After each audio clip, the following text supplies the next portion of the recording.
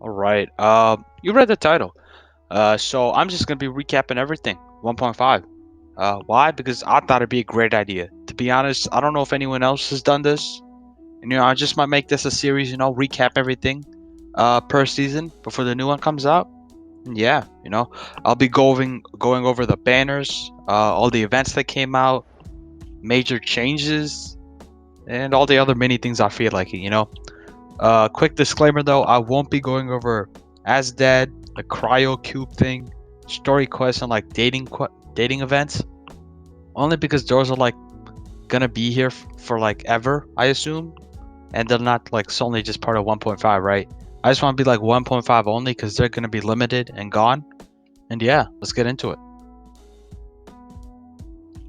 All right, first things first.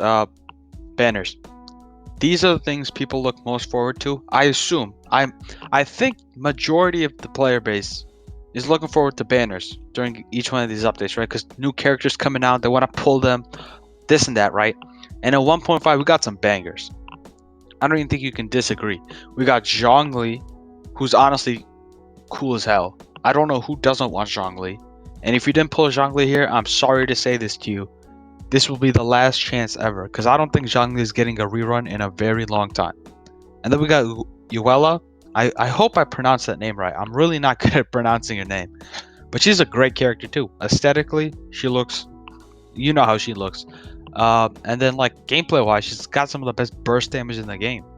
And it's not even close. She be hitting for 2 to 3 million on a Thursday. Like it's nothing. That's great and all, but I do have some problems. Uh, and that's with the featured 4-star characters.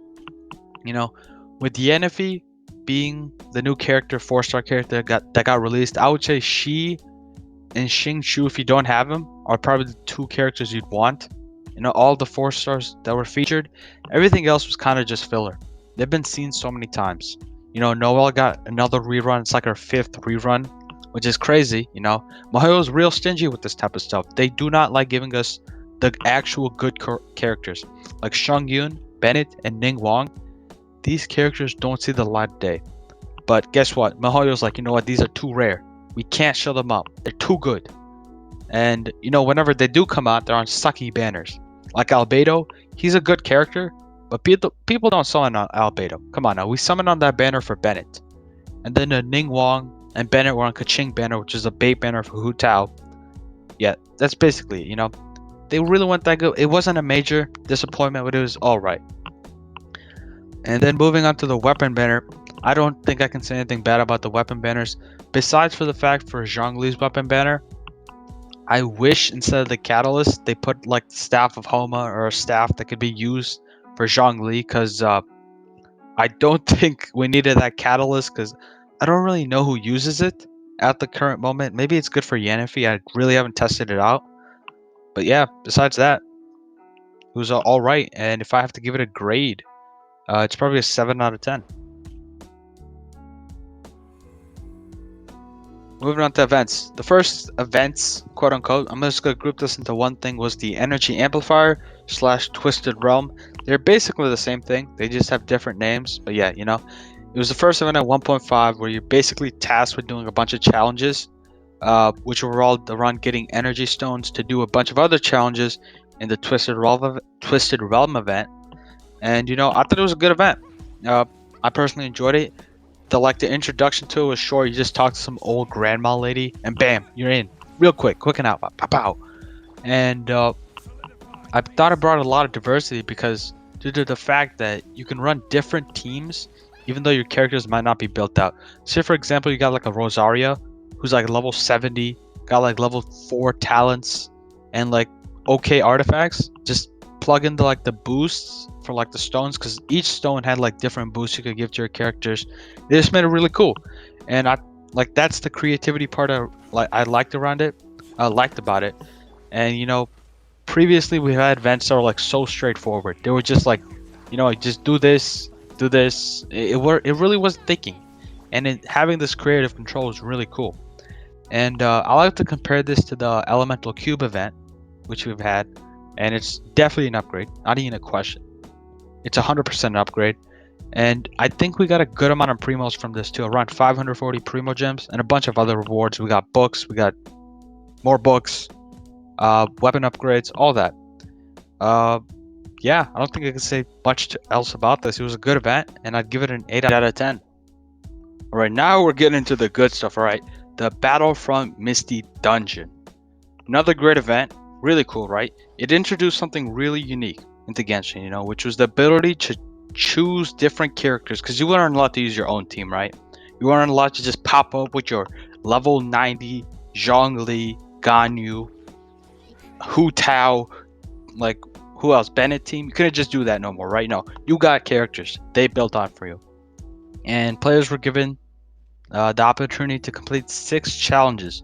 All of which, you need different teams because each challenge required like a bow user, a polearm user, a sword user, a catalyst user, all that, right? Very cool, very cool. And I thought it was pretty cool.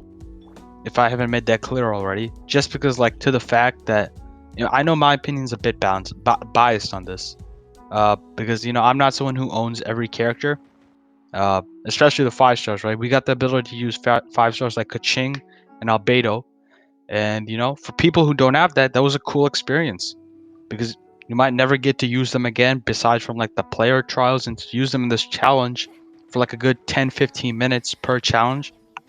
That was cool. And the gameplay itself wasn't really exciting. I'm not going to say it's something revolutionary. It's just you basic complete the stuff using characters. But the cool thing was just using the characters themselves. Now here's where I use the opposite side of the spectrum. If you're a whale, this event probably felt like every other boring event. You're just using characters you already have, and they're worse than what you already have since they're not built up to your great gear and stuff. And I see that side of the spectrum for like the majority of players. They don't experience that because who's gonna build out their Giant and build them out perfectly just to use them this one event? Nobody, not a lot. So it's a cool experience to just use it like that. Not that they were built out too well, and the primos were all right with 420 primo gems being given out. And my rating for this is going to be a 6 out of 10. Only because the gameplay was all right, wasn't spectacular. And the main thing was to get the actual characters to choose and build their team. That was the big thing about this event. And, it didn't always fit the whole demographic because some players are whales and have the characters and some aren't. Maybe maybe you don't have them, but you still like have the characters. You aren't a whale. But yeah, that's why. Moving on to the next one. Next up, we got the Mimi Tomo event. I'm gonna go a bit out of order here, only because I feel like this event was such wasted potential. It has a really cool concept to it, where you're trying to find this unusual hilly curl. And you're gonna talk and communicate with all these hilly curls, like look at the manual, talk, blah blah blah, try to decipher the language. But the gameplay wasn't any of that. Like you were just straight up talking to them or watching Ella Musk, big brain Ella, talk to them while you were just standing there. You just job hunting, not job hunting, just looking for something fighting. I felt like it was so much wasted potential. And when you did get to actually use the manual, it was for once. You used it one time, and it was for looking up the day or what time of day you had to do it or what food color you had to get. I felt like that was such wasted potential on it, only because there was so much stuff in that manual. I felt it was like three pages long, and we barely got to use like 10%. But that's just me, and maybe some people did enjoy it, like just getting it quick and done. The rewards were good, 420 primos and furnishings if you're into that. Besides that, I don't think I could give it anything else. For me, I'm giving it a 6 out of 10 because I felt like the potential was wasted. Yeah, 7 out of 10. Now, now we're getting to the big boy stuff. The Wind Trace event. I really don't think I can say anything bad about this. Let me just keep this short and sweet. I think it's the best event we've ever had, or one of the best events. Honestly, it's got to be top 3. I don't even think it's a question. It's a co-op event, which I really don't like them. I honestly don't like co-op events at all, whether I'm playing with friends or not. But this one, it just blew me out the park. I thought it was gonna be good, like hide and seek. What's bad with that? You just hide and seek. Some challenges, get some rewards, and it blew my expectations out the water. But that just might be me. But I swear to God, this was such a good event. It was a banger, and hopefully they bring this back more. just competitive PvP content, quote unquote PvP. You're not really fighting anyway, just competing with other players. It's better than the PvE content we've been getting. But it's really fun, when you make a competitive game of hide and seek. Who doesn't like that? Whether it's in the real world or Genshin, I love it when Mona mains are chasing me down at 100 miles an hour when I'm a Diona with stubby little legs. But that's just me. Uh, I don't think I can say anything about it. It's a 10 out of 10 for me. Not to mention the rewards were pretty good for just playing hide and seek for like 5-10 minutes a day with 300 primos. Yeah. I really hate to end this video. Not even end it, end the events list on a disappointing note. But the Overflowing Mastery event was such a bad event. I literally cannot say anything good about it.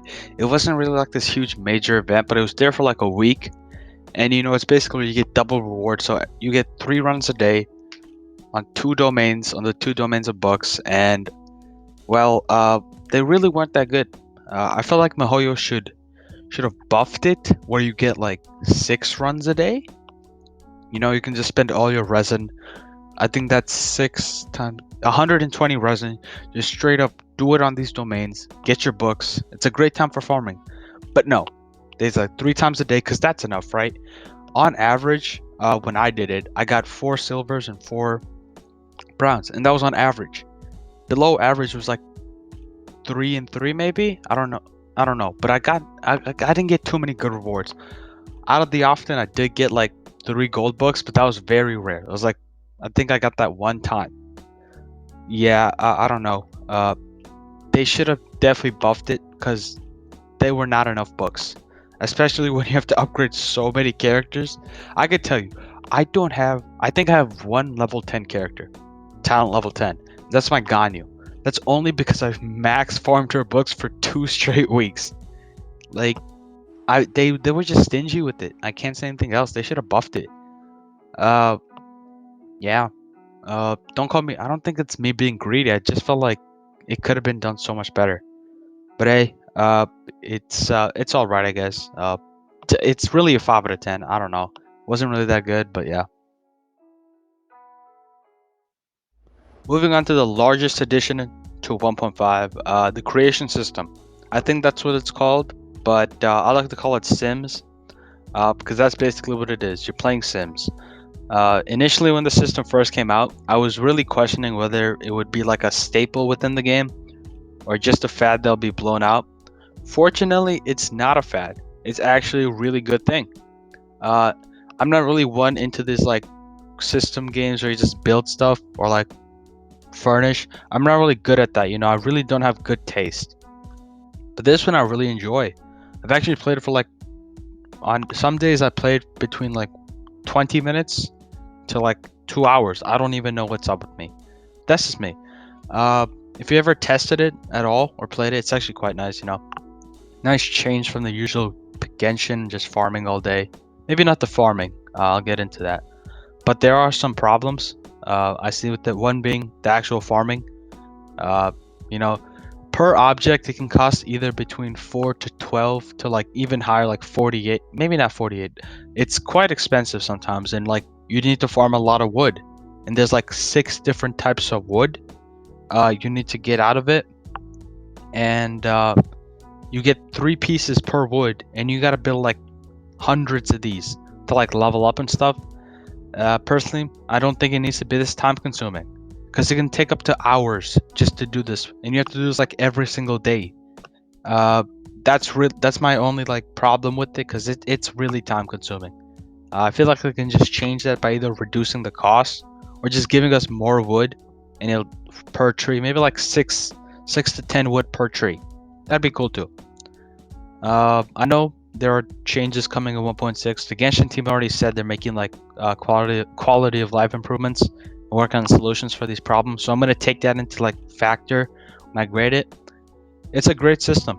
I really can't say too much bad about it besides the farming thing. I have fun with it, even though I'm not really someone who cares too much other than the actual PvP slash PvE content. I'd give it an 8 out of 10, and I'm looking forward to the changes. Yeah, well, to wrap things up, I've looked at the banners, the events, the creation system, all these things. I really thought they were great. It was really great for the game. I really cannot say too much bad about this update. It was one of the best updates we've had. I don't think there's a question. I don't think many people had negative feedback. I really didn't see like a huge outcry like last update. 1.4. People were outcrying about everything, dog. Like they were like, this wind bloom thing is garbage. Like, what's up with you, Mihoyo, with these leaks, all that. And it's definitely a huge step up, a great step up. I'd compare it to the Leeway Festival. That's how good this has been. It was really good. And if I'm gonna have to give it a whole seasonal grade, it's an A for me. And the only reason I'm not giving it an S, uh, is because like there were some flaws. Like with the banner system, we didn't have the best four-star characters, but that's not really the major part. Near the end of the events, especially the Mimi Tomo and the overflowing master, I felt like that could have been done better, and that's really what lowered the grade majorly for me. Besides that, it was damn near perfect. And yeah, that's basically it. See ya.